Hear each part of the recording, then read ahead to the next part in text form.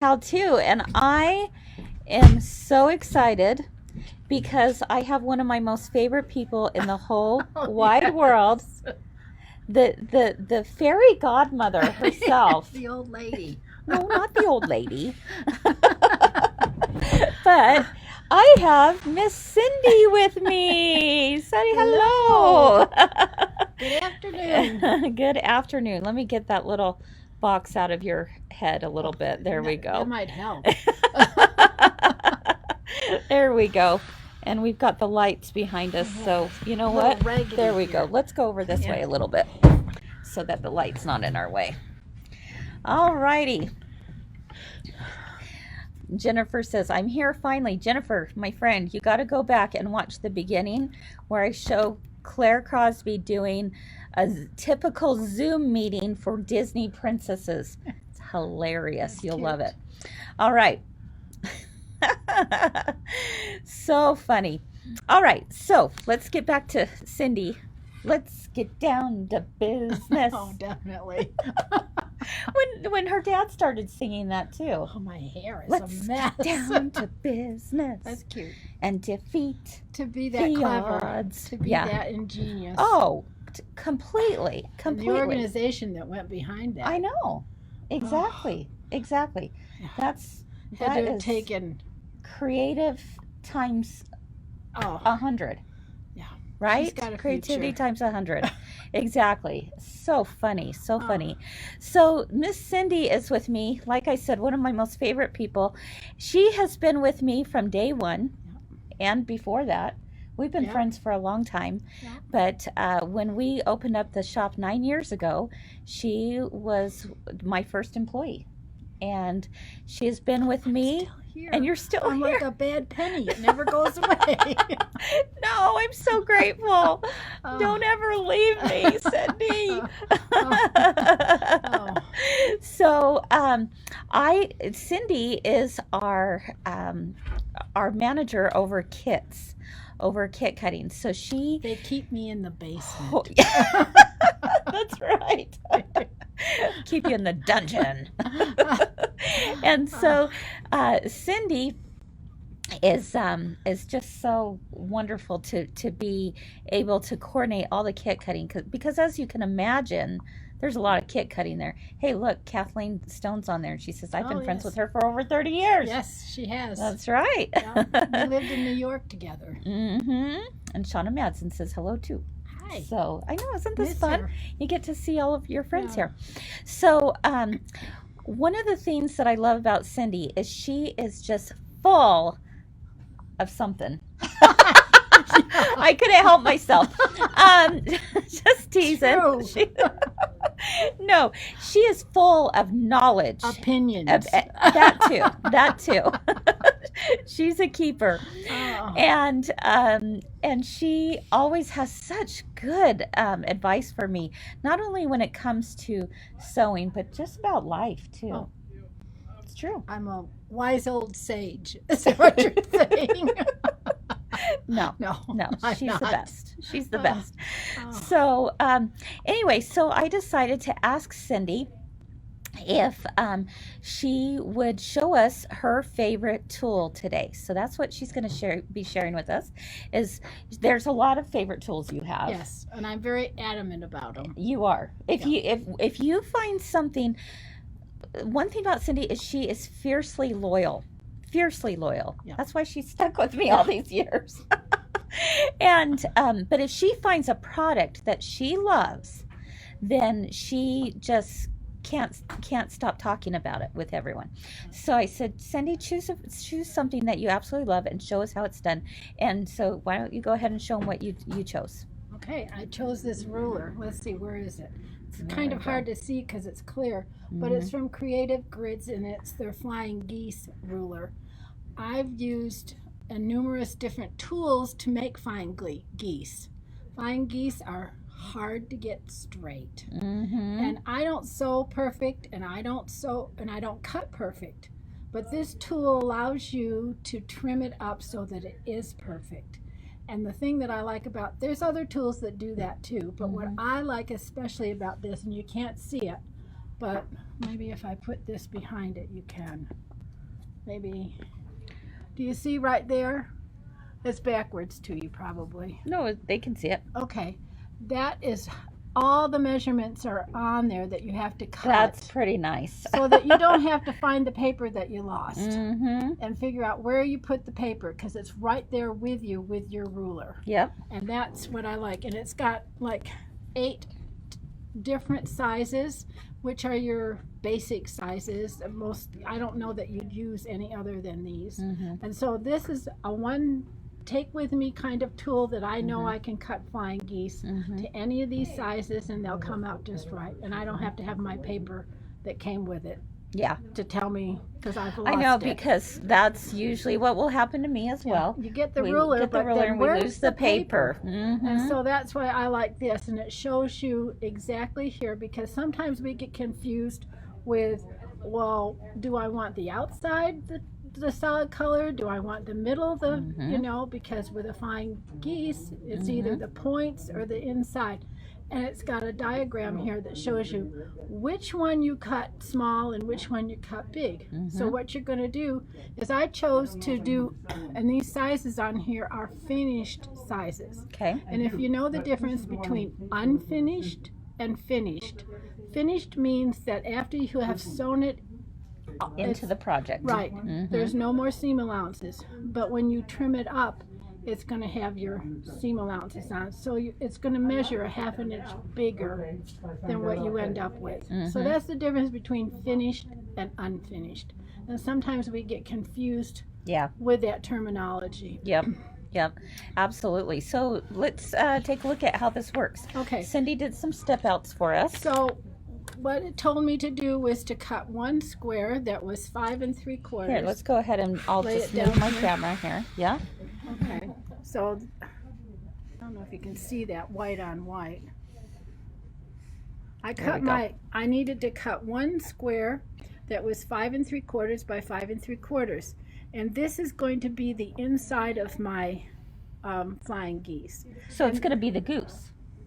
Is What that you the would call, goose? yep, you Yes, call that that's the goose. Okay, Yep, it's yep, going to be the goose. yep. And then it tells me I have to cut 4 pieces that are 3 3¼ by 3¼ And again, remember, all those And I'm reading it numbers right are off just right here. so Yeah. I don't have to go searching. So I cut 4 pieces that are 3¼ And how many flying geese are we going to get out of this? I'm going to get 4. Yeah, And 4 at they're a gonna be- time.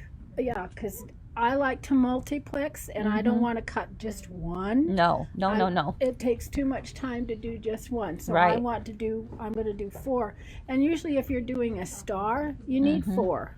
So it's not, That's true. Yeah. You're always needing that many. Yeah. at least.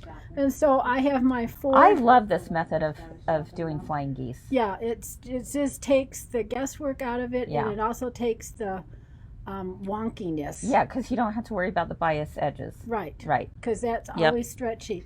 Yep. And what I did was I drew on the back side of each one of these a diagonal line, Okay. and with my friction pen Okay. on each one, on all 4 of these. All right. And then what I did, So what you'll do right here is you'll do 2. So I'm going to set it down and then we'll show them how you sewed Okay. on it. okay, Okay, so you're going to put 1 at each corner. And yes, there will be an overlap. here. Thanks. Oh, it already had. Yeah. There will be an overlap between those 2 Yes. squares. Yep. That's exactly what you want. Okay, so don't fret And when you just- see that and overlap. Don't worry about where it overlaps. Just make sure that your edges are square where you've lined it up. There we go. Okay, so there is an overlap.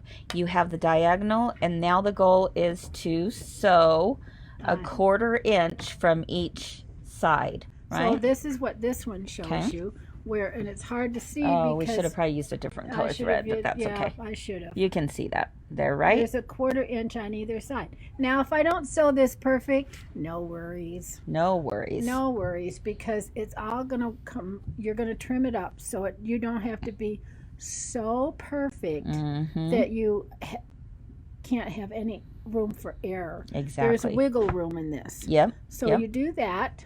Okay, so we sew down both sides of that diagonal, and then what happens? Then we're going to cut it, right? Mhm. Okay. And this is what it, here, let me put that down. This is what it looks like when you cut it. So I've cut it right down that diagonal line. So now I have two pieces that look like this. Two of them. Mm-hmm. And then I'm going to press it and lay it flat. And So it press kind of those geese resembles out. a little bit like a heart. Right. So Yeah. that I press it like this, I have two pieces. My next step is to take One of these. Another, Yep. because you had four squares. Right. So now we're going to put it right side down on the opposite corner. Just like that. Okay. And your diagonal is going towards the middle there, Right. isn't it? Okay, so we put it, and it looks kind of crazy. If you've never done flying geese this way, you're going to look at this and go, what in the world is going on, right? But that's how that's done. Mm-hmm. And so you did that on this one. So this one is sewed. It's hard to see where it's sewed, but it's sewed on either side. Mm-hmm. And again, the only part that you tend to have to look at when you're sewing, there was one part where the stitching should come right there at that point. Mm. Do you see where that point of that flying geese, let's see if I can move it, right there. It should come right in this point and right in that point. That should be your cross point. And Okay. the closer you get it to that, the better off you're going to be. Okay, so it's just right down the center, right? Yeah. Uh-huh. Okay. And then you end up with two of these. I got it. Which two do I need? Right here. Here it is, right? Here's where you sewed it. Yep. Okay, remember you sewed it? Now you're going to cut it apart. So now you have two pieces like this. This is the best part. I love this You next have part. two pieces. Then you're going to fold that over and fold that over. Now you've got flying geese, but guess what? They're not the right size. Right. And they're a little ski-wampus up there. Yep, and that's okay. Because it's just the nature of sewing it, right? So on this ruler, I don't know if you can see this, there is a, how do I best, right up here it says trim number 1, right there, that's your first cut, and trim number 2 is on the other side, that's your first cut. Okay. Now the letter that was assigned, because these are A, B, C, D letters that are assigned to the size, and I picked a 2x4, so my letter is D, and I know that it's D. So I take my Your flying geese block. and I take trim number 1, which is this, and right here there's a letter D. Do you see that? There's a letter D right there. I put that letter D right inside. It's so just fun because it's like fits. this little puzzle. It just fits right in there. There's lines across here, and there's lines across here to follow. And if you'll notice, there's extra space here, or extra fabric here, and extra fabric here. So what I'm going to do is take my rotary cutter on my mat, and I'm going to cut here, and I'm going to trim there. So you're just taking the excess off, and what that does is it builds a perfect 1/4 inch right up at that corner, doesn't it? Right. And it takes all the ski-wampiness out of it. Yep. Okay, and then after I've done that, I take my number 2 trim, and again there's a D there. So now I put the D that point right in my point of my flying geese again, and this time I've trimmed this side and this side. Yep. Now I trim this side and this side, and then I come out with a perfect, this is my finished product. Oh my This is goodness. my Look at perfect that. flying geese. Look at that. And see how the 1/4 inch is built into that? So when you add it to the next block, you're not going to snip off any points. No, It will be a perfect point at the top. It's all taken care of, and that's squared up. So you don't have to worry about it being a little crooked on one end or a little short on that end, because you're working with biases when you do this, and so it's easy to get it out of line. Yeah, absolutely. So this ruler is worth every nickel that you pay for it. It will be something that you'll have forever, and you won't shy away from making flying geese ever again, because it makes it easy, and we have tools to make our job easier. And every time I find one that I love, Mm-hmm. I just have to tell everybody about it Yep. because it It's makes it so true. much more fun.